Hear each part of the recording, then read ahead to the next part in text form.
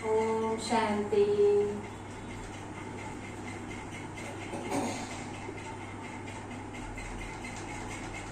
जैसा कि हम समझते हैं, आजकल श्राद्ध के दिन चल रहे हैं और ये श्राद्ध के दिन कहो, पितृपक्ष कहो, श्राद्ध किसको कहा जाता है? जो श्रद्धा पूर्वक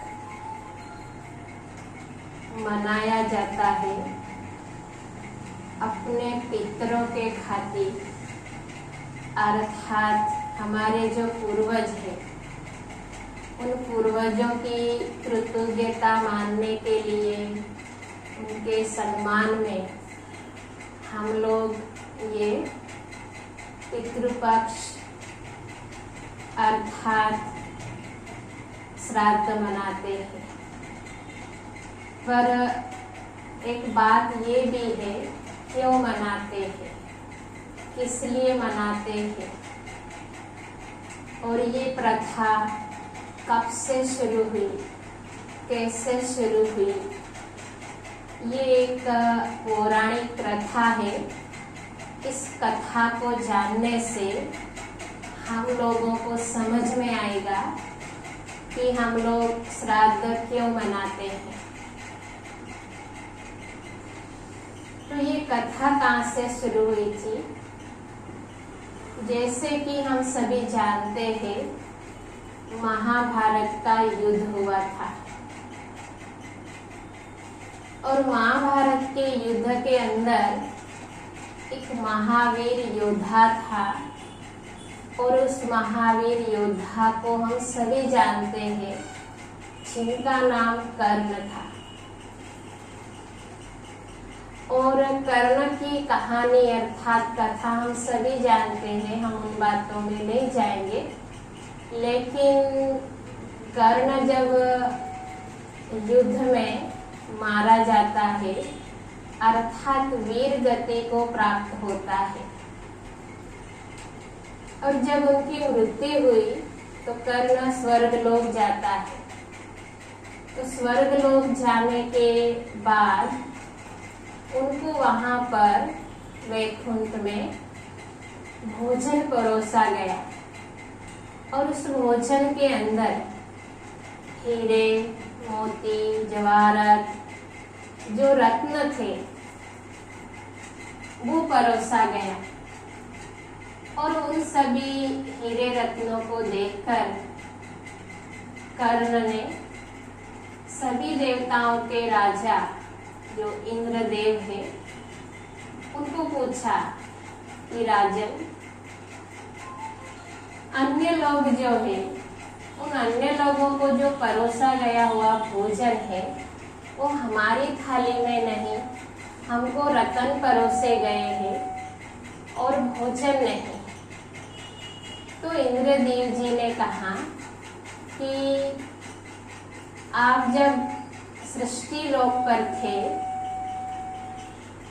उस समय आपने सभी को दान में हीरे, रतन, ये जो है यही आपने दिया है।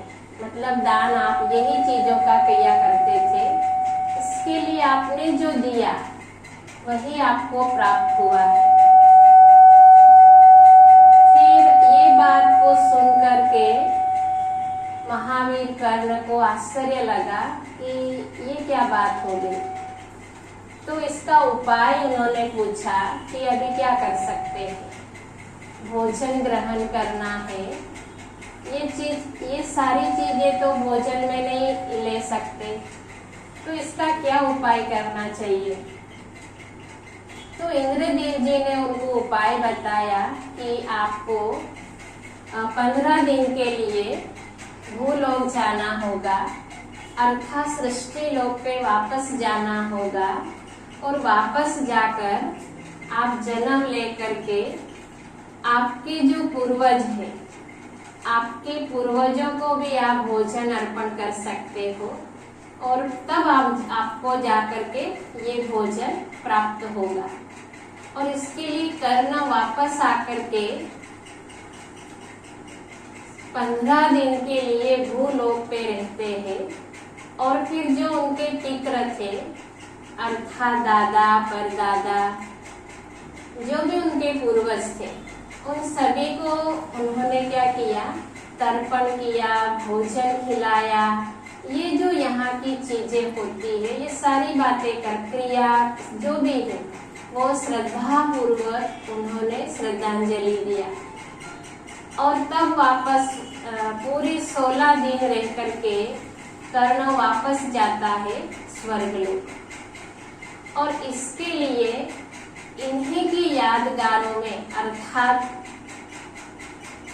क्या है, स्वर्ग श्रद्धा पूर्वक क्या मनाया जाता है, श्राद्ध किया जाता है। इस कहानी से हमको ये शिक्षा मिलती है कि आपने जो दिया वो आपको जन्म जन्म वापस लौटता है।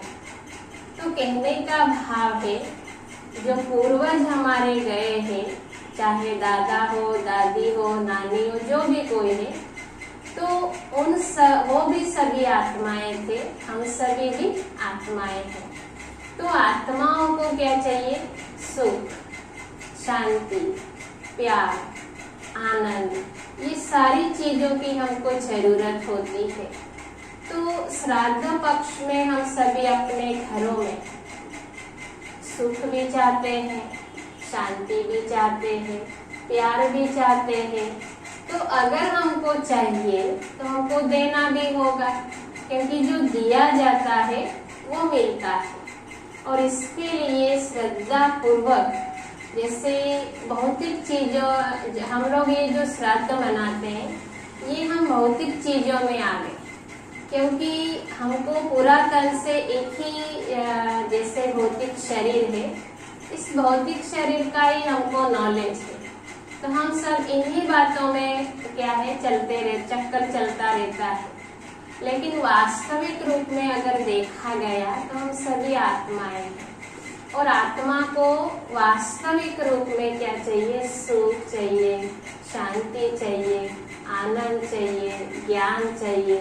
तो ये जो ज्ञान है, ये ज्ञान आत्मा जितना बांटती है, जितना देती है, उतना क्या है, उसको मिलता है।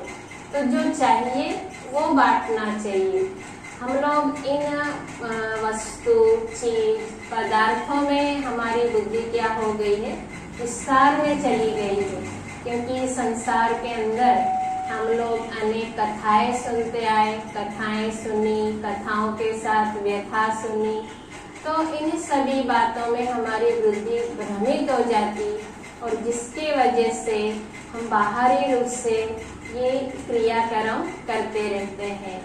फिर याद आता है कि गाय को क्यों खिलाना है, कौवे को क्यों खिलाना है, एक रिवाज बन गया।